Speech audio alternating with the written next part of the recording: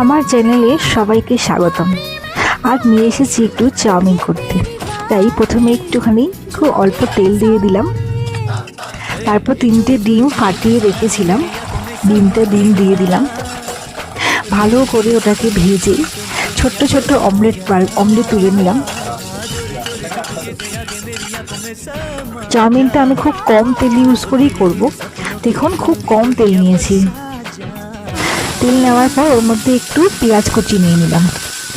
পেঁয়াজ কুচিটা একটু ভালো করে ভাজলাম। একটু লাল লাল হতেই ওর মধ্যে আমি দিয়ে দিলাম গাজর কুচি। গাজর কুচিটা ভালো করে এবার ভাজলাম। তো খুব ভালো করে গাজরটাকে ভাজতে হবে। এবার ওর মধ্যে আমি একটু নুন দিয়ে দেবো। এবার ক্যাপসিকাম দিলাম। ক্যাপসিকাম দেওয়ার পর খুব ভালো করে ভাজছি। একটু নুন দিয়ে মিক্সড করলাম। তারপরে আগে থেকে আমি ব্রোকলি সেদ্ধ করে রেখেছিলাম, এই ব্রোকলি কুচিগুলো আমি দিয়ে দিলাম। মানে একটু ভাপিয়ে রেখেছিলাম ব্রোকলিগুলো। ব্রোকলি স্বাস্থ্যের জন্য খুব উপকারী একটা ভেজিটেবল, আর এই শীতকালে ব্রোকলি খুব ভালো লাগে খেতে। দেখুন একটু তেল কিন্তু নেই কড়াতে। চাপা দিয়ে দিয়ে ভাজতে ভাজতে সবজিগুলো ভাজা হয়ে গেল। তারপরে আমি অমলেট কুচিটা যে রেখে দিয়েছিলাম, ওই অমলেট কুচিটা ওর মধ্যে মিশিয়ে দিলাম।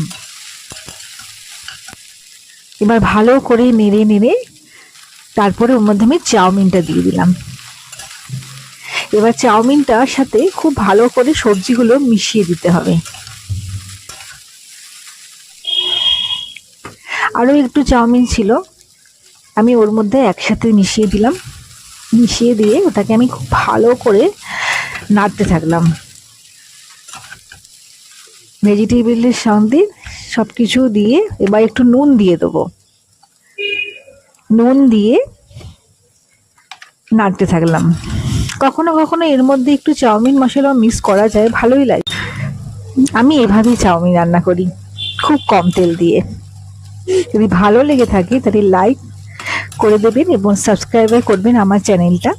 Thank you.